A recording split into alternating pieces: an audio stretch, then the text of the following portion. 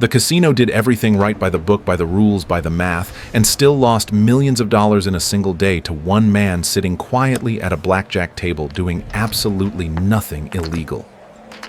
At 10 a.m. in April 2011, a man in a gray hoodie walked into Tropicana Casino in Atlantic City and placed a $100,000 bet. Then he did it again. And again. By midnight, security cameras had zoomed in, pit bosses had rotated shifts, executives were watching from a back room, and no one could explain what they were seeing. The cards were fair. The dealers followed procedure. The player wasn't counting cards, wasn't signaling, wasn't cheating.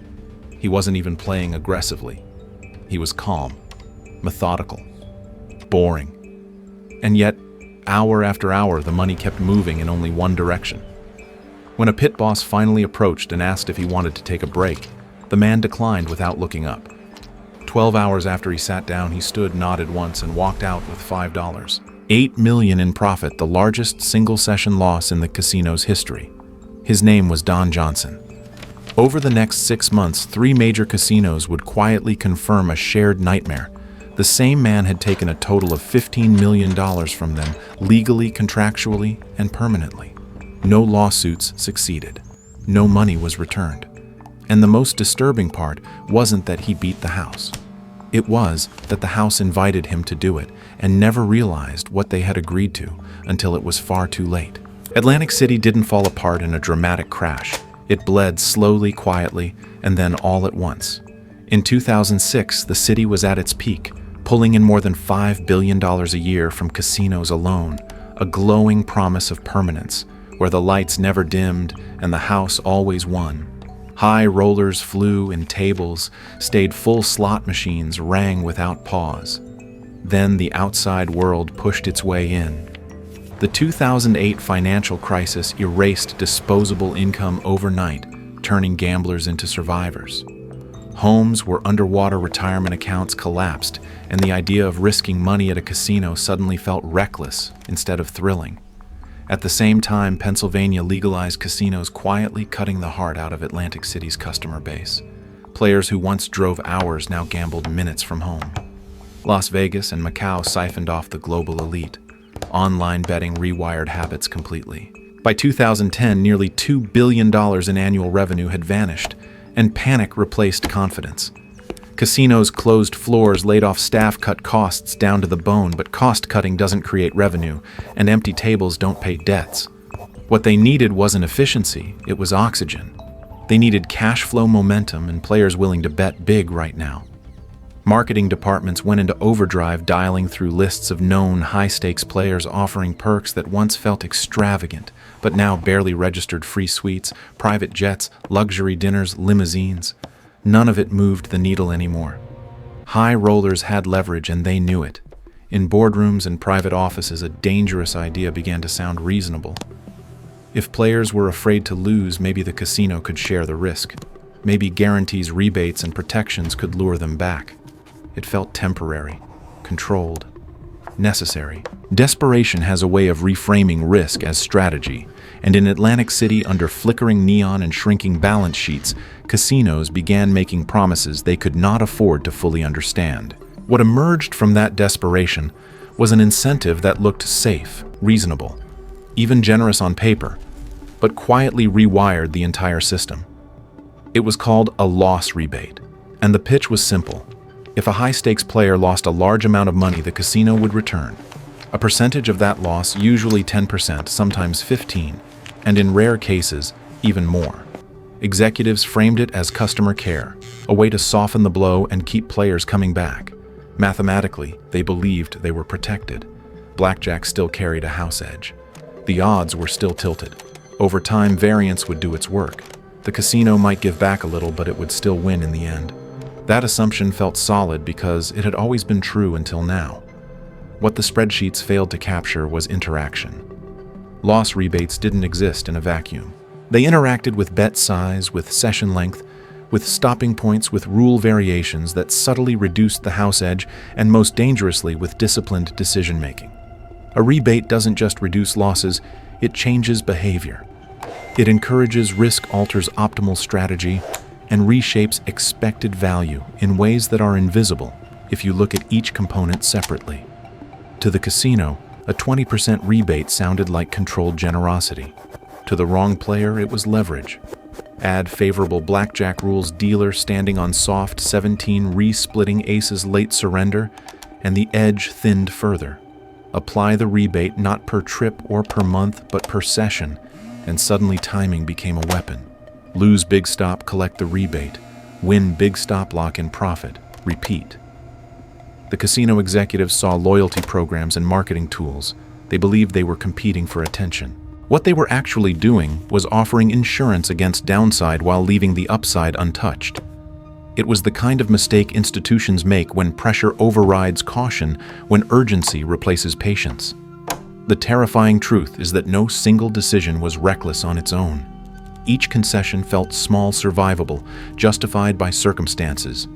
But stacked together, they formed something fragile and explosive, a system that no longer favored the house, only waiting for someone who understood exactly how to apply pressure and when to walk away. Don Johnson did not walk into casinos chasing adrenaline, superstition, or luck. He walked in looking for asymmetry. Long before he ever sat down at a blackjack table, he had lived inside the machinery of gambling itself, as a regulator, as an operator, as someone who understood how rules were written, enforced, and quietly bent under pressure. Where most players saw flashing lights and felt temptation, he saw systems, incentives, and human error. So when Atlantic City casinos began calling with unusually generous offers, he didn't hear opportunity. He heard a question. What exactly were they willing to give away, and why now? He didn't respond with excitement. He listened, took notes, and waited. Then he did something almost no gambler ever does. He stopped thinking like a gambler at all. He called mathematicians, not friends, not hobbyists, but PhD-level experts in probability theory, and expected value people trained to strip emotion out of risk and reduce it to structure. Together they broke down every condition line by line: 6-deck blackjack dealer standing on soft 17, the ability to re-split aces late surrender, 6-figure maximum bets, and most critically, a 20% loss rebate applied per session. Each element alone seemed harmless. Combined, they began to tell a different story. Simulations ran, models updated, scenarios stacked. The numbers converged towards something casinos never expect to see on their side of the table. The house edge didn't just shrink, it disappeared.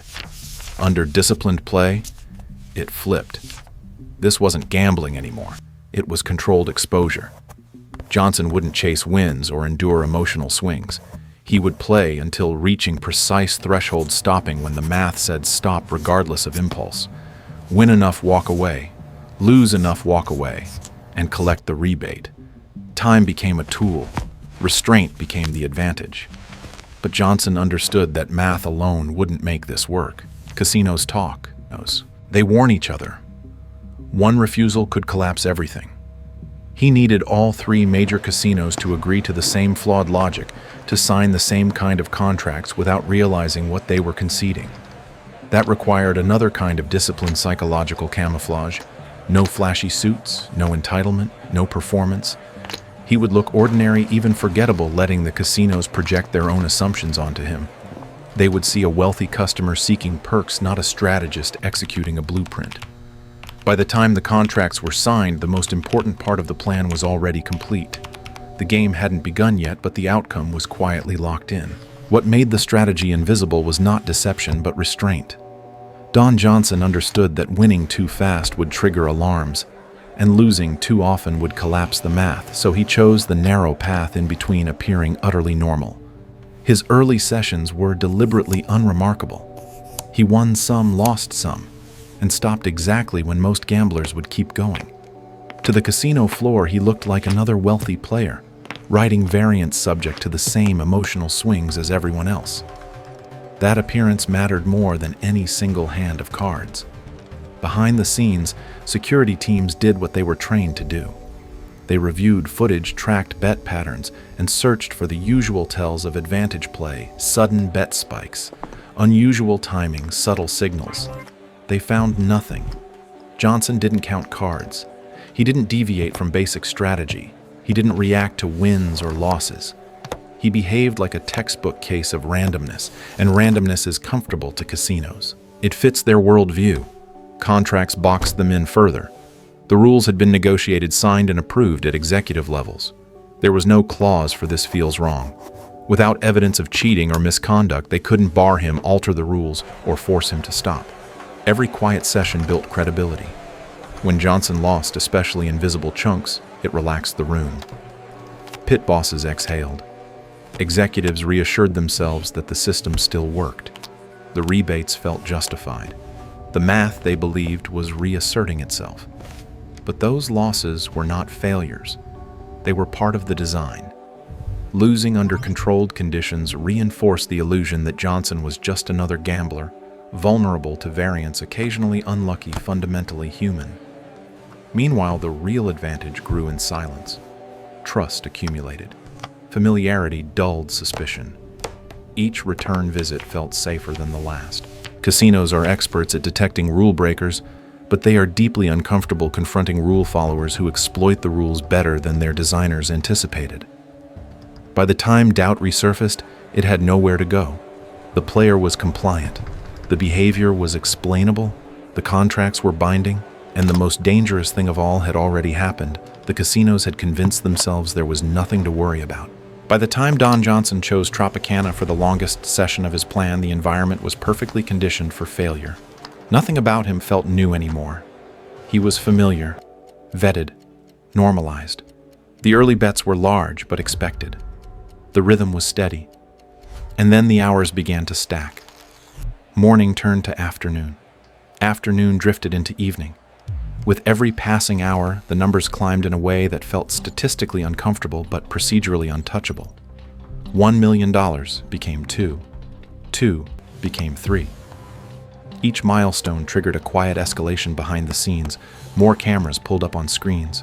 More supervisors rotated and more whispers exchanged in hallways. Still, no one could intervene. The cards were clean. The dealer followed protocol. The player never broke character. When executives were called into the security room, they asked the only question left: is this still within expectation? The answer arrived too late. Johnson wasn't pressing. He wasn't chasing. He was letting time do the work, allowing variance to stretch while the downside remained insured. Around the 8-hour mark, pit bosses attempted soft interruptions, offers of dinner, suggestions of rest.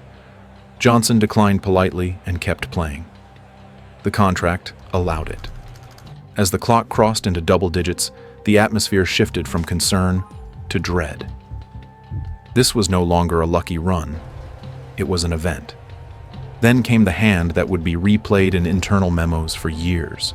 2 8s, dealer showing 6, a standard split. No hesitation. Both hands doubled down. Textbook decisions executed without emotion. The dealer drew and busted. In seconds, $400,000 changed hands. The crowd reacted. The floor froze, and something broke in the room that had nothing to do with money. When Johnson finally stood up 12 hours after sitting down, the count reached $5.8 million. He didn't celebrate. He didn't rush. He simply asked to be cashed out and walked away. Behind him, systems designed to never lose had just lost control, not through chaos or cheating, but through perfect adherence to the rules they had written themselves. The aftermath unfolded quietly, but the shock rippled through every level of the casino industry. Phone calls were made behind closed doors as executives compared numbers they never expected to say out loud. Tropicana had lost nearly $6 million in one session. Borgata and Caesars added their own figures, and the total settled at roughly $15 million taken by a single player over 6 months. Lawyers were consulted. Contracts were reread line by line. The initial reaction was outrage disguised as principle. This wasn't fair. This wasn't the spirit of the game. This wasn't how casinos were supposed to lose. Yet none of those feelings mattered. Regulators reviewed the footage, the terms, the play itself, and reached a conclusion that felt almost cruel in its simplicity. Everything had been legal. Every rule had been followed. Every agreement had been honored. There was no case to bring, no money to reclaim. The response was immediate and irreversible. Loss rebate programs were canceled or sharply capped. Internal policies were rewritten. A door that had briefly been left open was slammed shut. Don Johnson was banned from major casinos worldwide, not because he cheated, but because he had exposed a weakness they could no longer deny. The industry absorbed the loss and moved on, but something fundamental had shifted. For a moment, the illusion cracked. The house had not been beaten by luck or rebellion, but by its own assumptions. And that realization lingered long after the money was gone, a reminder that systems fail most dangerously when they believe they are invincible. Casinos have spent decades teaching America a simple rule: the house always wins. Don Johnson didn't break that rule by cheating or getting lucky. He exposed the fine print that everyone forgets exists. This story isn't really about blackjack. It's about incentives contracts and what happens when powerful systems stop questioning their own assumptions. When pressure replaces patience, when competition overrides caution, even institutions built on probability can miscalculate risk. The uncomfortable truth is that the casino didn't lose because it was unlucky. It lost because it designed a system that rewarded discipline more than impulse, and then assumed no one would notice. That lesson extends far beyond gambling. It applies to finance, corporate culture, technology, even everyday decisions where rewards are offered without fully understanding the consequences. Systems don't collapse because of rebels alone. They collapse when the rules quietly encourage the wrong behavior.